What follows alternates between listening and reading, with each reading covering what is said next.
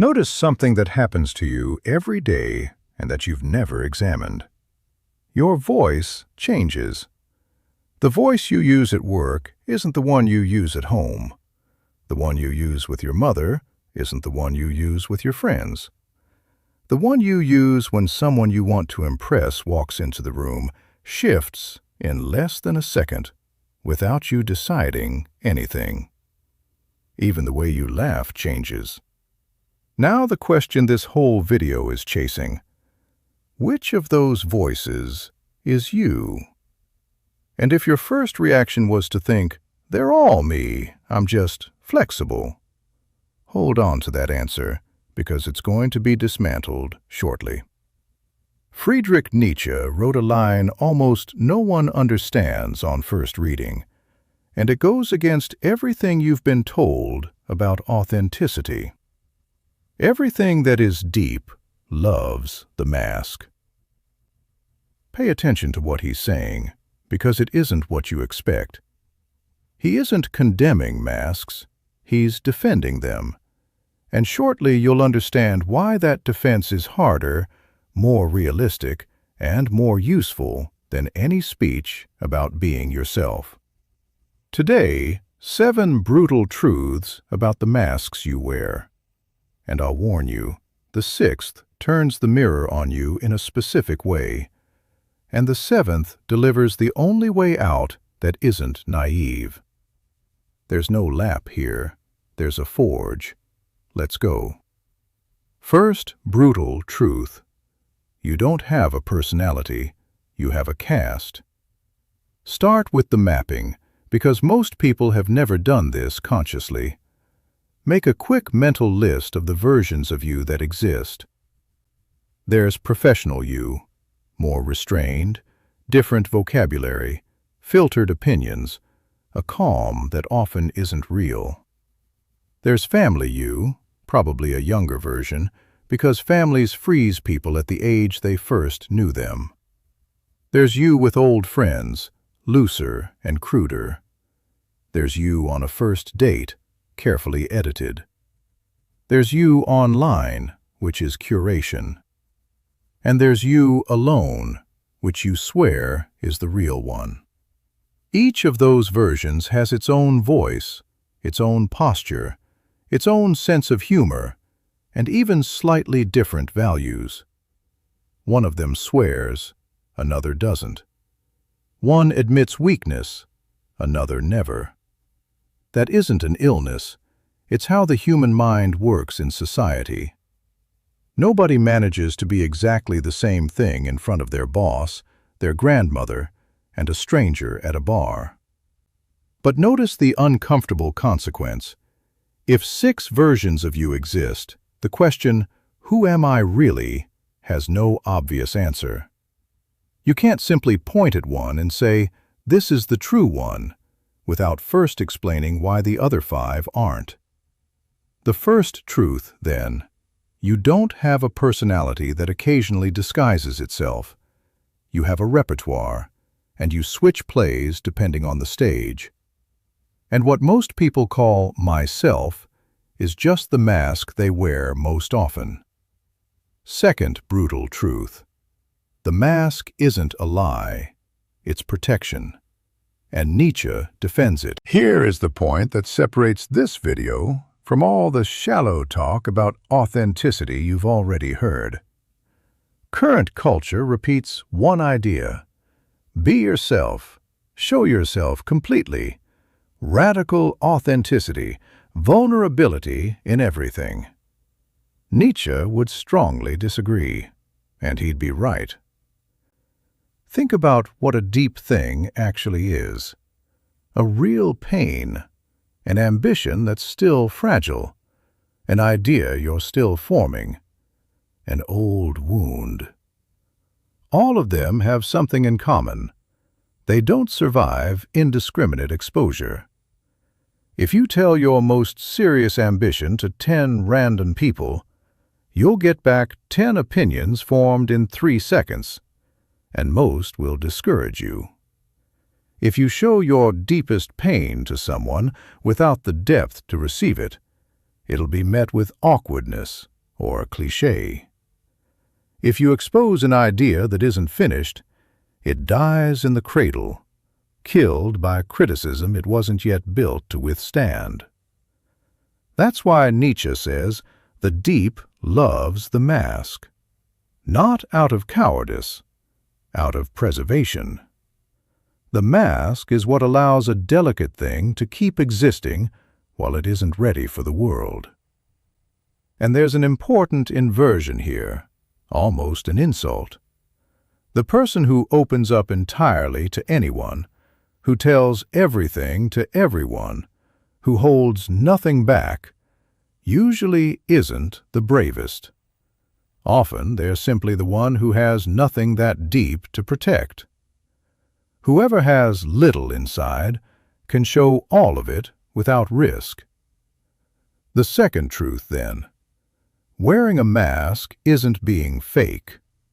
Often it's what separates those with an inner life from those without one. The question was never whether you have a mask. The question is another one, and it comes now. Third brutal truth. The problem isn't wearing the mask, it's forgetting you're wearing it. Here is the heart of the video, and it's a distinction that changes everything. There's an enormous difference between two situations. In the first, you walk into a meeting and consciously adopt a firmer posture, because that environment demands it. You know you're doing it. You leave the meeting and return to normal. The mask is a tool in your hand. In the second, you hold that posture for so long that it stops being a choice. You no longer know whether you're firm by decision or by habit. It doesn't come off at the end of the workday. It goes home with you. And one day, someone who loves you says you've changed, and you don't understand the accusation, because from inside you can't see it. That's the mask fusing to the face. And the process is silent, because there's no single day it happens. It's gradual, like bad posture becoming a crooked spine. Nietzsche understood this well, which is why he doesn't defend the mask naively. He argues that the strong are masters of their own masks. They put them on and take them off. The weak are possessed by the mask. It wears them. And here's the practical test, which you can run right now. Think about your professional persona. Can you switch it off when you get home? Or does it stay on, speaking to your child in the same meeting tone, handling dinner as if it were an agenda item? If you can't take it off, it isn't your tool. You're its. The third truth, then, the question isn't how many masks you have. It's whether you can still remove any of them. Fourth brutal truth. The most dangerous mask is precisely the one that works. This is the one almost nobody notices because it doesn't look like a problem. It looks like success. Among all your versions, one is the most rewarded. It's the one that brings praise, promotion, admiration, attention. It might be the competent one who never fails, the funny one who saves any room, the strong one everyone turns to when they collapse, the agreeable one who never creates conflict. And then a process begins that's almost a law of nature. What is rewarded grows, and what isn't atrophies. If you're praised for always being strong, you'll present strength more and more. And the parts of you that need help get pushed to the back because they never received any applause. If you're loved for being funny, your sadness becomes clandestine. And there comes a point where you can no longer be unwell in front of anyone because there's no room for it in the character you built. The successful mask eats the others. It takes up more and more hours of your day until there's no time or place left for any other version of you to exist. And the price arrives in the cruelest possible form. A moment comes when you need help, and you discover nobody in your life knows how to offer it. Not because they don't love you, but because you spent years teaching everyone that you're the one who doesn't need it. The fourth truth, then, your most efficient mask is the most dangerous one, because the entire world conspires to keep you from ever taking it off. If you recognized yours, write 4 words in the comments. The mask ate me. Fifth brutal truth. You wear a mask even when you're alone. Here it gets uncomfortable because it takes away your last refuge. You probably believe there's one place where you're truly you. When you're alone, with no one watching. That's the authentic version, and the rest is adaptation. Notice what happens when you're alone. You talk to yourself inside your head, and that conversation has a tone. It has a voice that judges, a voice that defends, a voice that narrates. You tell your own story to yourself, and in that telling, you're always the protagonist with understandable motives. You rehearse arguments that haven't happened yet. You revise past arguments, choosing better answers than the ones you gave. That's performance. The audience just happens to be you. And there's something stranger still. You also perform for an imaginary audience. When you do something alone, you often picture yourself being seen. The person training imagines someone noticing the result. The person working late imagines someone recognizing the effort. The audience is there, even when it isn't. Nietzsche deeply distrusted the idea of a pure self existing underneath everything, waiting to be discovered. To him, you aren't a fixed thing hidden under layers. You're a process, a dispute between drives, something being made. The fifth truth, then, there is no clean you waiting underneath if you strip off all the masks.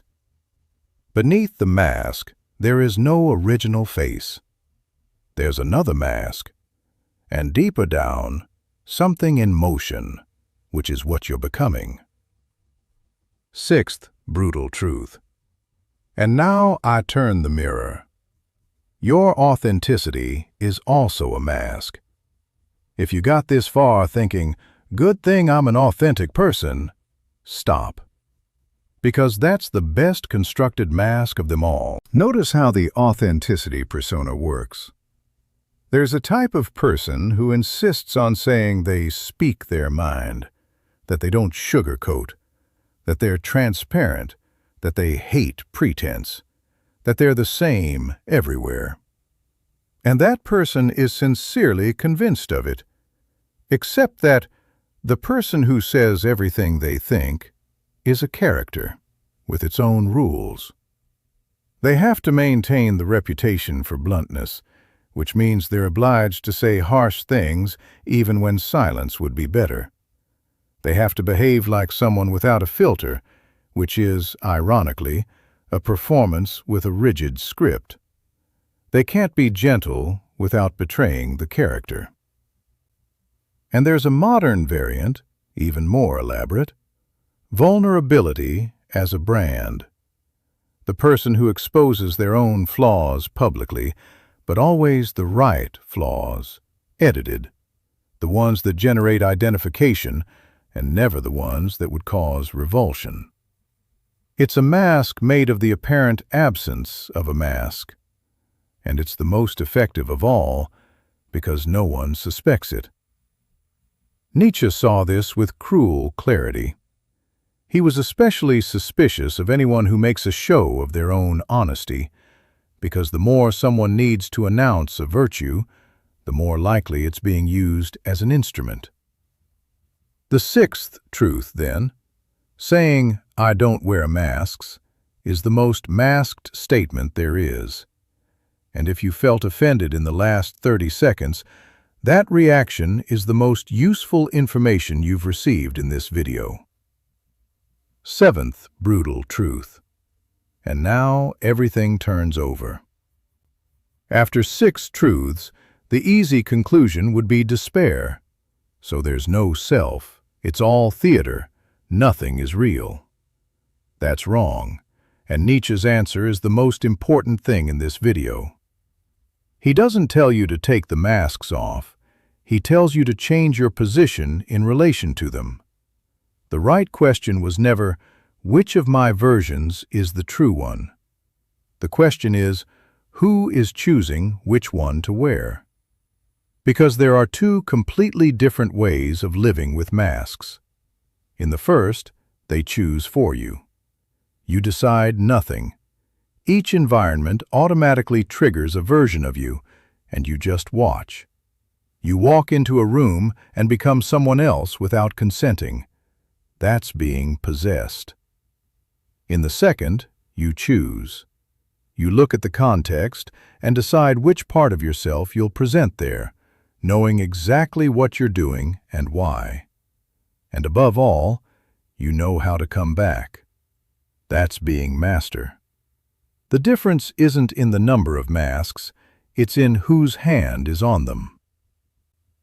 And then comes the second part of the turn, the most important one, and the one nobody says. If the deep loves the mask, then the mask must be protecting something. It's a shell. And a shell with no content isn't protection, it's hollowness.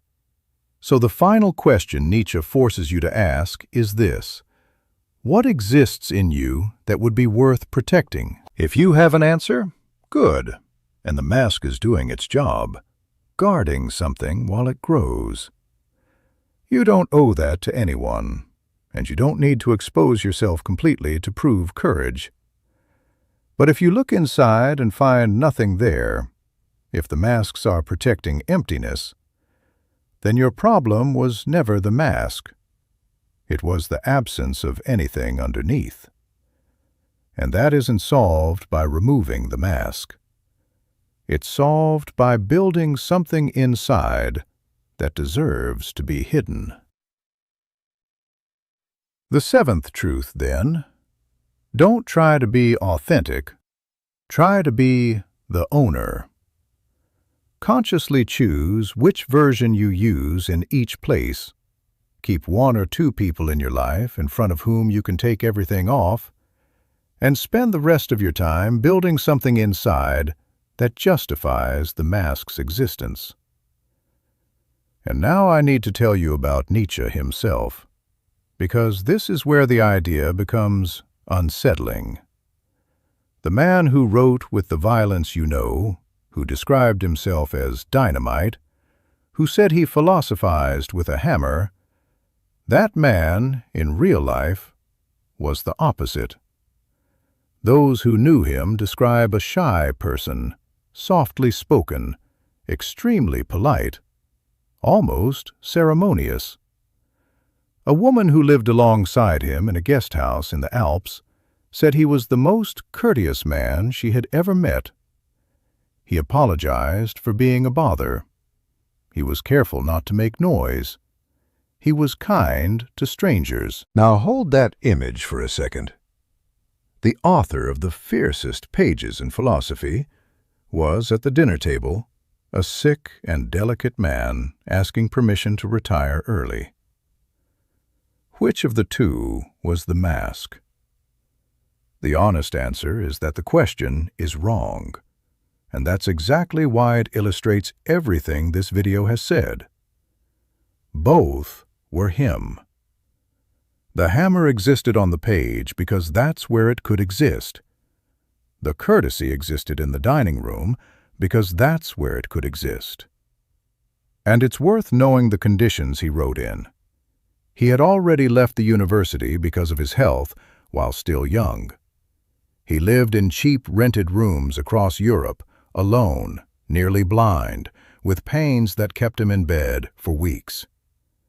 His books didn't sell, and he paid out of his own pocket to print them. A man with no power whatsoever in practical life wrote the most powerful pages of the century.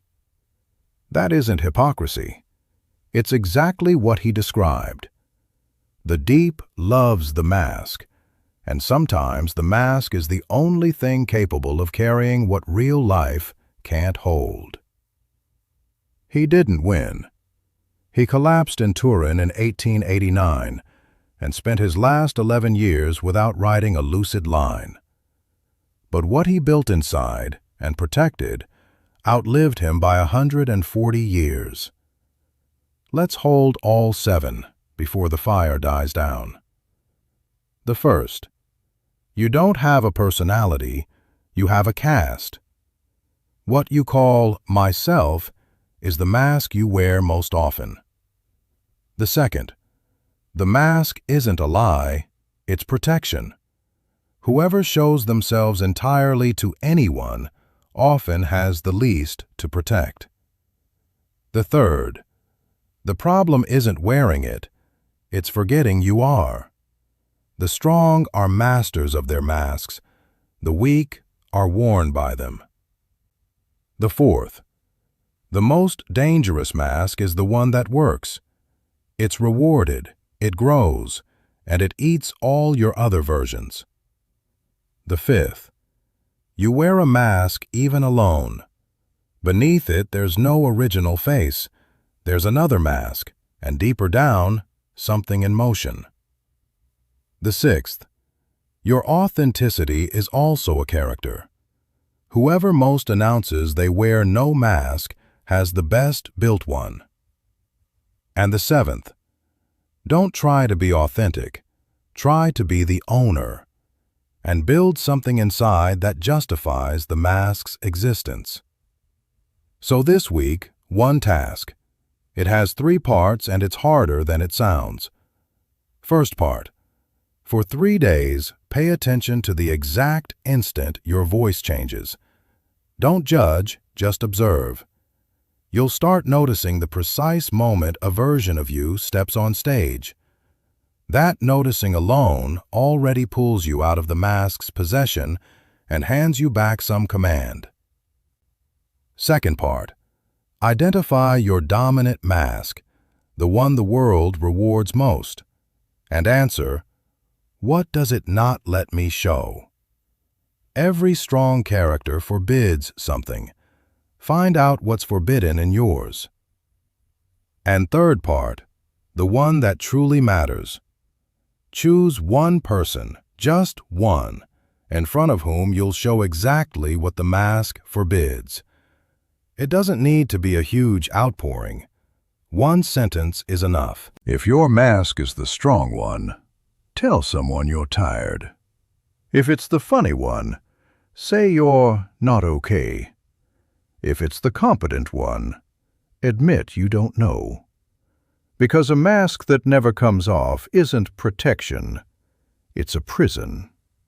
And it takes only one person in the world in front of whom it falls for you to remain its owner. And one serious thing, because this channel doesn't play with this. If in doing that exercise you realize there isn't a single person in your life in front of whom you can take the mask off, or if the distance between who you show and who you are inside has become a weight that hurts every day, that isn't philosophy, and it isn't solved by a video. Find real help, a professional, or a person you trust. Living entirely inside a character is exhausting in a way no one should have to bear alone. And asking for help is precisely the act of someone who is still their own master. And now tell me, which of the 7 burned you deepest? Not the smartest one, the one that left you uncomfortable, the one you already started arguing against in your head while I was talking. And answer the other, which is the one that matters? What's your dominant mask? And what does it not let you show? Write it in one sentence. If this video lit something, leave a like. That's how it reaches someone exhausted from holding up a character everyone adores except him. And subscribe, because here we don't seek comfort, we seek fire. And every week I come back with more. Become who you are. And remember, the problem was never the mask. It was forgetting that the hand holding it is yours.